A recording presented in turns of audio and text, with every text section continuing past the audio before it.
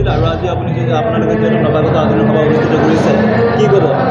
মই পোনপ্ৰথমে সাংবাদিক বন্ধুসকলক ধন্যবাদ জনাইছোঁ যে ইহঁতে আমাৰ এই প্ৰগ্ৰামটো সচৰাচৰ কৰিবলৈ আমাৰ ইয়াত আহিছে। তো দুদিনীয়া আমি কাৰ্যসূচী হাতত লৈছিলোঁ। প্ৰথম দিনাখন আছিল আমাৰ শিক্ষক দিৱস, আজি হৈছে নৱাগত আদৰণি সভা। এই নৱাগত আদৰণি সভাৰ জৰিয়তে আমি ছাত্ৰ ছাত্ৰীসকলৰ সৰ্বাংগী উন্নয়ন লগতে সিহঁতৰ মাজত লুকাই থকা প্ৰতিভাখিনি ওলাবলৈ চেষ্টা কৰিছোঁ। সিহঁতক আমি নানান ধৰণৰ প্ৰশ্ন কৰি সিহঁতৰ প্ৰতিভাখিনি আমি বিচাৰিছোঁ।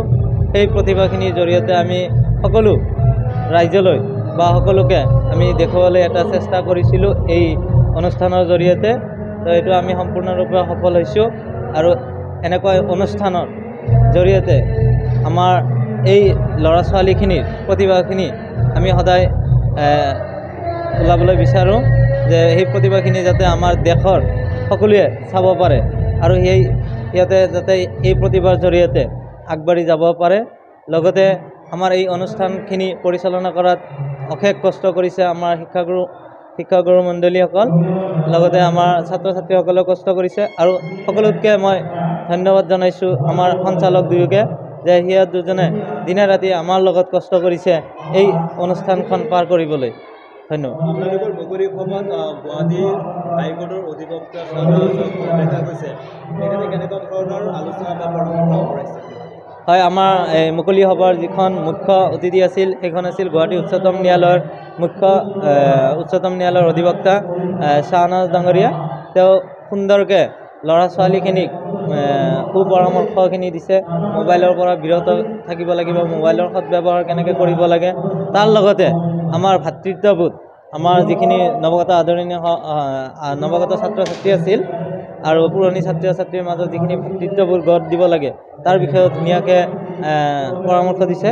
তাৰ লগতে অভিভাৱকসকলক পৰামৰ্শ দিয়ে ল'ৰা ছোৱালীখিনিক শিক্ষিত কৰাৰ কাৰণে। আমাৰ সমাজত শিক্ষিতৰ হাৰ কম সংখ্যক, সেইকাৰণে ল'ৰা ছোৱালীখিনিক যিমান পাৰে শিক্ষিত কৰি সমাজৰ সুনাগৰিক হিচাপে গঢ় দিয়াৰ বাবে তেখেতে সুন্দৰ পৰামৰ্শ বা সুন্দৰ বক্তব্য ৰাখিছিল। এইবুলি আপোনালোকৰ মেট্ৰিক পৰীক্ষাৰ ফলাফল কেনেকুৱা ধৰণৰ হৈছে?